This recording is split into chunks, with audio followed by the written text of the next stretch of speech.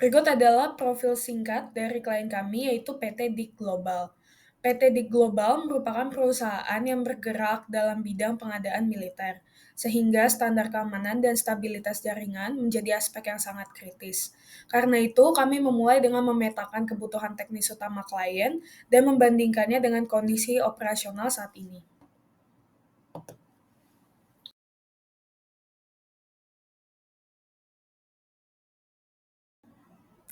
Pertama, dari sisi keamanan data.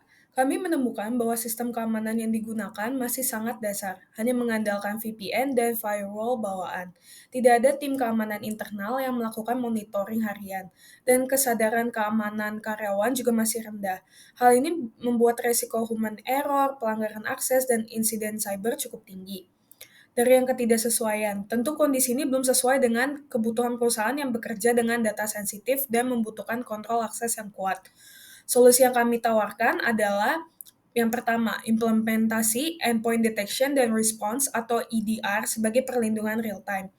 Yang kedua, segmentasi jaringan menggunakan VLAN untuk memisahkan akses antar divisi.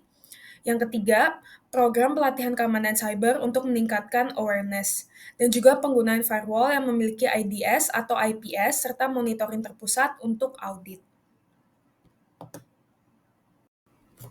Di sisi jaringan, kami melihat pemanfaatan bandwidth yang tidak terkontrol. Banyak trafik non-esensial yang mengganggu aplikasi bisnis yang penting.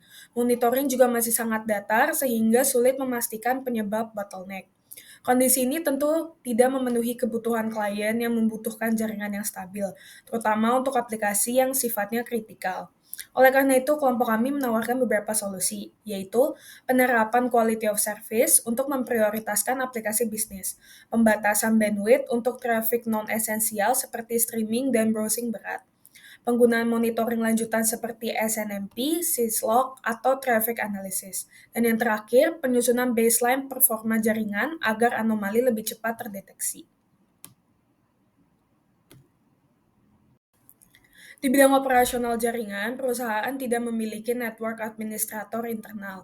Ketergantungan penuh pada vendor membuat respon insiden lambat dan downtime beresiko lebih panjang. Hal ini tentu tidak sesuai dengan kebutuhan klien yang memerlukan respon cepat dan pemantauan secara rutin. Oleh karena itu, kelompok kami merekomendasikan untuk menambah network administrator internal untuk monitoring harian, menyusun SOP penanganan insiden secara terstruktur, mengimplementasikan notifikasi otomatis untuk mendeteksi gangguan lebih awal, serta melakukan evaluasi berkala terhadap performa jaringan. Berdasarkan kebutuhan tersebut, kami merancang topologi jaringan yang aman, scalable, dan mudah di-maintenance. Poin-poin penting dari topologinya adalah terdiri dari satu router ISCP eksternal dan 4 router internal untuk routing OSPF dan redundansi. Menggunakan DNS server eksternal. Pemisahan jaringan berdasarkan fungsi, yaitu direksi, staf, tamu, dan DMZ. Menggunakan VLAN dan subnet terpisah untuk keamanan dan prioritas akses. Terdapat jalur redundan untuk mengurangi resiko single point of failure. Dengan struktur ini, setiap divisi mendapatkan keamanan dan kualitas jaringan yang sesuai kebutuhan masing-masing. Untuk mendukung topologi tersebut, berikut alokasi perangkat yang dirancang. Area perimeter memiliki router ISP, firewall, dan DNS eksternal. Direksi, staf, dan tamu masing-masing memiliki router internal, access point, dan perangkat sesuai dengan kebutuhan mereka. DMZ dilengkapi router internal D dan server publik. Semua router terhubung melalui core switch layer 3 untuk trunking VLAN dan routing antar VLAN. Untuk subnetting dilakukan dengan menggunakan metode VLSM dengan blok utama 10.0.0.0/20, kemudian diturunkan ke jaringan internal dengan prefix yang lebih spesifik. Pembagian IP dilakukan berdasarkan kebutuhan host terbesar ke terkecil untuk efisiensi. Misalnya jaringan tamu mendapatkan /26 karena jumlah hostnya paling besar, sementara DMZ dan infrastruktur core menggunakan /29 untuk efisiensi. Dengan VLSM ini, setiap subnet punya alokasi IP optimal, gateway konsisten, dan lebih mudah untuk monitoring maupun troubleshooting. Dengan keseluruhan analisis dan rancangan ini, kami memastikan bahwa desain jaringan PT DIK Global memenuhi kebutuhan keamanan, stabilitas, dan skalabilitas, sekaligus memberikan fondasi yang kuat untuk pengembangan ke depannya.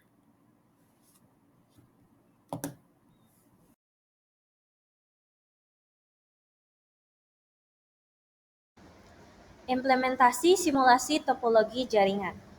Pada tahap implementasi, kami membangun topologi jaringan yang terdiri dari 4 subnet utama, yaitu jaringan direksi pada kotak kuning, jaringan staf pada kotak biru, jaringan tamu pada kotak hijau, dan jaringan publik klien pada kotak merah. Setiap subnet ini dipisahkan menggunakan router agar keamanan dan kontrol traffic lebih terjaga. Router-router ini kemudian dihubungkan melalui struktur partial mesh, yang artinya hanya router inti yang saling terhubung langsung. Semua perangkat klien tetap terhubung melalui core switch agar manajemen jaringan tetap terpusat. Struktur ini dipilih karena memberikan keseimbangan antara efisiensi, keamanan, dan ketersediaan jaringan. Kami menggunakan topologi partial mesh karena hanya router inti yang membutuhkan koneksi langsung. Dengan cara ini kami tetap mendapatkan jalur yang redundant, sehingga ketika satu link gagal, traffic masih dapat dialihkan ke jalur yang lain. Keuntungannya adalah biaya perangkat lebih rendah dibandingkan full mesh, namun tetap memberikan tingkat ketersediaan dan efisiensi traffic yang tinggi. Pendekatan ini sangat cocok untuk skenario perusahaan seperti PT Dika Global yang membutuhkan stabilitas jaringan namun tidak ingin investasi perangkat yang berlebihan. Konfigurasi alamat IP. Untuk DNS server, kami menggunakan konfigurasi IP yang statis. Hal ini penting karena DNS adalah layanan inti yang harus memiliki alamat tetap agar dapat diakses oleh seluruh jaringan tanpa kendala. Jika DNS menggunakan DHCP, alamatnya dapat berubah-ubah dan menyebabkan perangkat gagal menemukan server DNS. Maka dari itu, kami menerapkan static IP menjadi pilihan yang paling aman dan stabil untuk DNS server. Pada konfigurasi IP, seluruh end device seperti laptop, PC, dan printer menggunakan DHCP agar pembagian alamat dilakukan secara otomatis.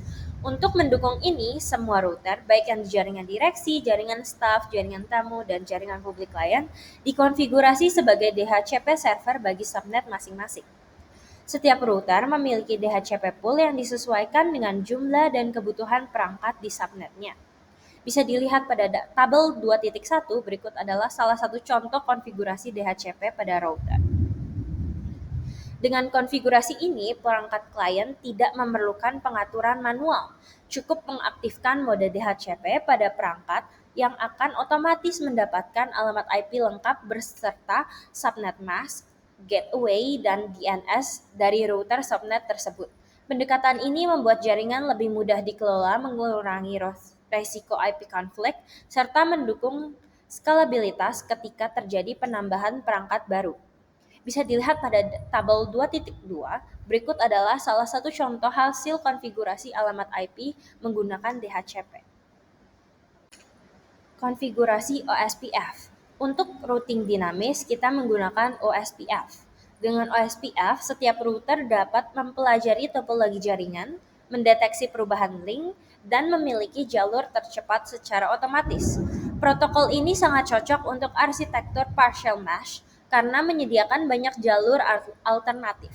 Jika salah satu link putus, OSPF akan melakukan failover dengan cepat sehingga komunikasi tetap berjalan stabil.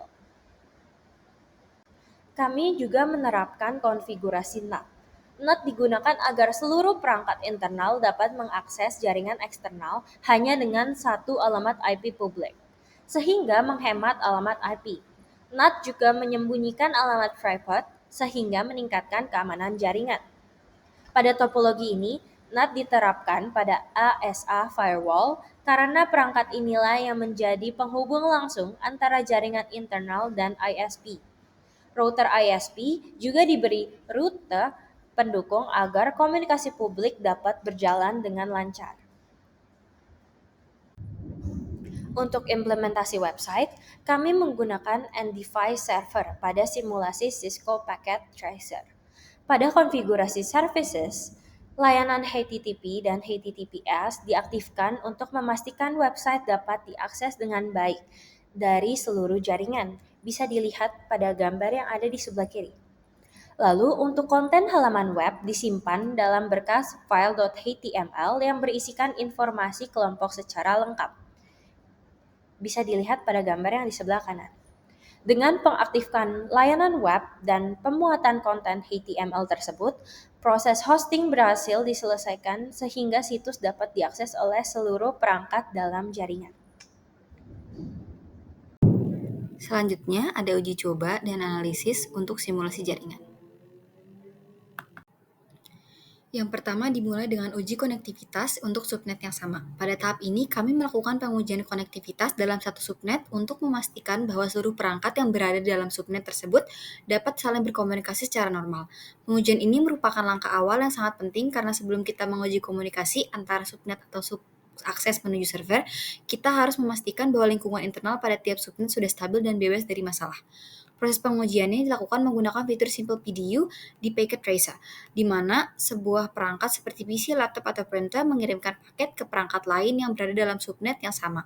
Pengujian dilakukan secara menyeluruh mencakup beberapa perangkat yang telah memperoleh alamat IP dari DHCP sehingga kita bisa melihat apakah tiap perangkat benar-benar dapat berkomunikasi tanpa hambatan. Hasil pengujian yang dapat dilihat menunjukkan bahwa seluruh perangkat dalam subnet mampu saling terhubung dengan status yang successful. Artinya tidak ada paket yang gagal terkirim maupun hilang.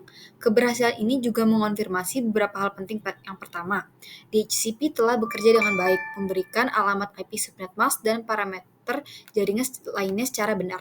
Kedua, gateway lokal dapat dijangkau sehingga perangkat mengetahui rute default yang tepat. Ketiga, tidak ditemukan konflik IP atau kesalahan konfigurasi pada interface router maupun konfigurasi subnet itu sendiri.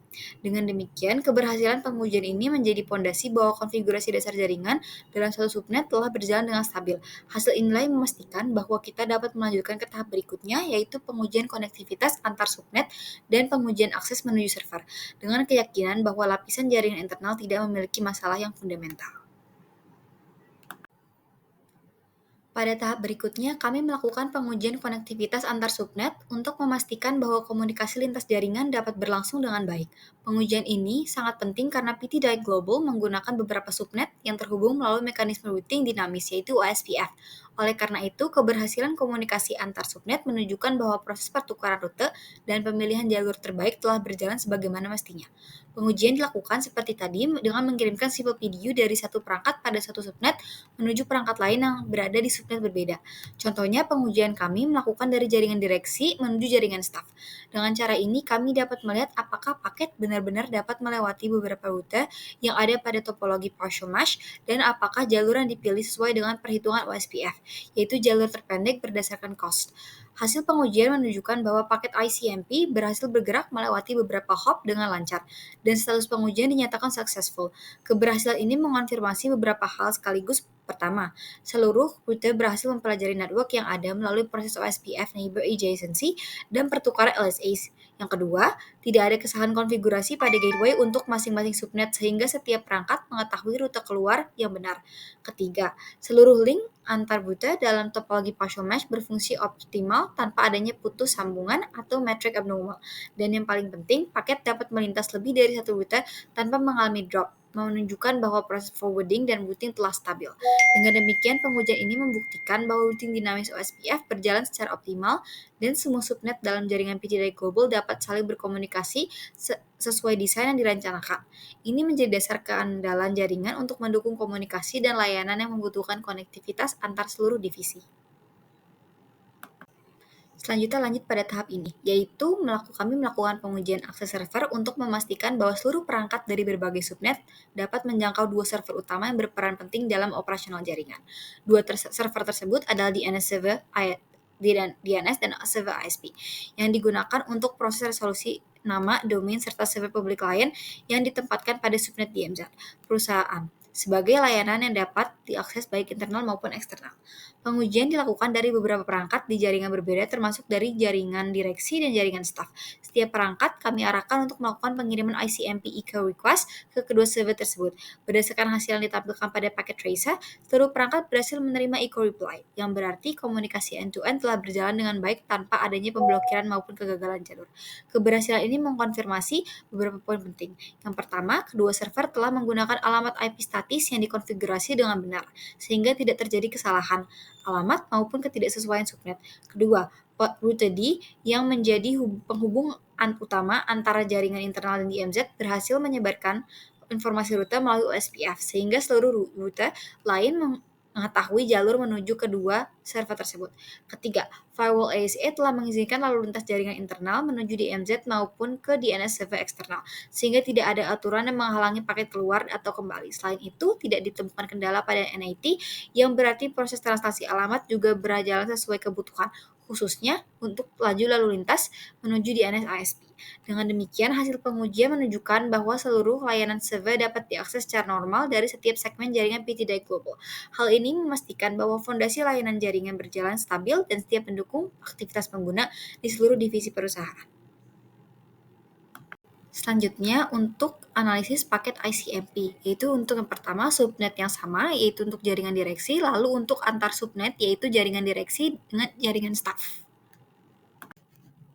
Pada komunikasi dalam satu subnet seperti PCDR ke printer DA, paket ICMP hanya melewati perangkat lokal seperti PC dan switch.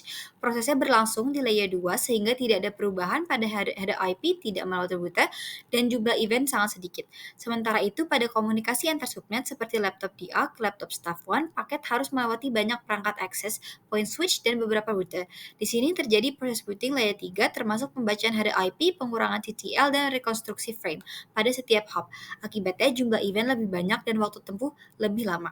Secara keseluruhan, komunikasi satu subnet lebih cepat dan sederhana, sedangkan antar subnet lebih kompleks karena melibatkan mekanisme routing.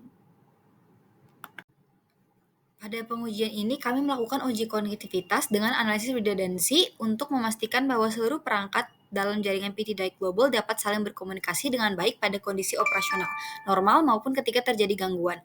Pengujian dilakukan menggunakan dua metode, yaitu perintah ping untuk melihat keberhasilan komunikasi, serta traced untuk menganalisis jalur yang dilewati paket dan memastikan tidak ada hambatan komunikasi antar perangkat dalam subnet yang sama.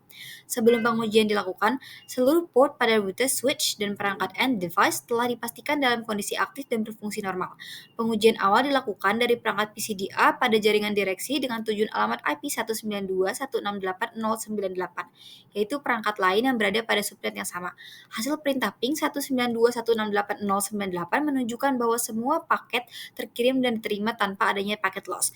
Waktu respons yang diperoleh juga sangat rendah, berada pada kisaran 7 hingga 26 milidetik, yang menandakan bahwa jaringan internal berjalan dengan stabil, efisien, dan bebas dari gangguan. Dilanjutkan dengan perintah traced, hasilnya menunjukkan bahwa paket ICMP langsung mencapai tujuan hanya dalam satu hop, tanpa melewati router sama sekali. Hal ini sesuai dengan karakteristik komunikasi dalam satu subnet, di mana seluruh proses pengiriman ditangani sepenuhnya oleh perangkat switch layer 2. Dari hasil ini dapat disimpulkan bahwa seluruh port dan link pada subnet direksi bekerja dengan baik. Proses switching berfungsi normal, tidak terdapat konflik IP dan perangkat dalam subnet yang sama dapat berkomunikasi langsung tanpa routing. Selanjutnya, pengujian masuk ke tahap simulasi gangguan untuk menguji mekanisme redundancy. Dapat dilihat pada foto yang kedua. Pada tahap ini, salah satu port pada perangkat jaringan sengaja dinonaktifkan untuk mensimulasikan kondisi link yang terputus. Pengujian kembali dilakukan dengan melakukan ping dan traced ke host yang sama, yaitu 192.168.098. Port yang dimatikan merupakan bagian dari jalur utama yang sebelumnya dilewati oleh paket data. Hasil pengujian menunjukkan bahwa seluruh paket ping yang dikirim sebanyak 4 paket tetap dapat diterima dengan baik dan dengan 0% paket loss. Latency yang dihasilkan juga stabil dengan waktu minimum 2 milisecond, maksimum 10 milisecond, dan rata-rata 6 milisecond. Ini membuktikan bahwa komunikasi tetap berjalan normal meskipun salah satu port dalam jaringan sengaja dimatikan. Hasil traced pun menunjukkan bahwa jalur yang ditempuh paket tetap hanya membutuhkan satu hop dan proses trace selesai tanpa hambatan. Hal ini mengindikasikan bahwa jaringan mampu secara otomatis mengalihkan lalu lintas ke jalur alternatif yang tersedia sehingga komunikasi tidak terganggu. Secara keseluruhan, hasil pengujian ini membuktikan bahwa mekanisme redundancy dalam jaringan bekerja dengan sangat baik. Jaringan tetap stabil, tetap mampu mempertahankan konektivitas, dan tetap menyediakan layanan tanpa interupsi, meskipun terjadi gangguan pada salah satu port. Hal ini menunjukkan bahwa rancangan fault tolerance jaringan PTDI Global telah berhasil diterapkan sesuai dengan yang diharapkan. Selanjutnya ada analisis NAT. Ini untuk gambar pertamanya, kita melihat hasil ketika DNS server dengan alamat 192.168.0115 melakukan ping ke 8888. Di layar klien terlihat bahwa seluruh ping mengalami request timed out atau dengan kata lain 100% packet loss. Ini menunjukkan bahwa secara end-to-end tidak ada balasan dari host tujuan di sisi internet. Jadi dari sudut pandang klien, komunikasi gagal. Namun pada tahap ini kita belum dapat langsung menyimpulkan bahwa NAT bermasalah karena kita perlu melihat apa yang terjadi di sisi router. Lalu pada gambar kedua, kita menampilkan output show IP net translation dan show IP route dari router ISP. Di sini terlihat jelas bahwa fungsi NAT sebenarnya berjalan dengan normal. Terdapat beberapa entry ICMP yang menunjukkan bahwa alamat inside local 192.168.0115 telah diterjemahkan menjadi inside global 192.168.0130. Sebelum dikirim ke outside global 8888, setiap entry dengan ID berbeda menunjukkan bahwa NAT membuat beberapa sesi PAT atau overload untuk tiap paket ping.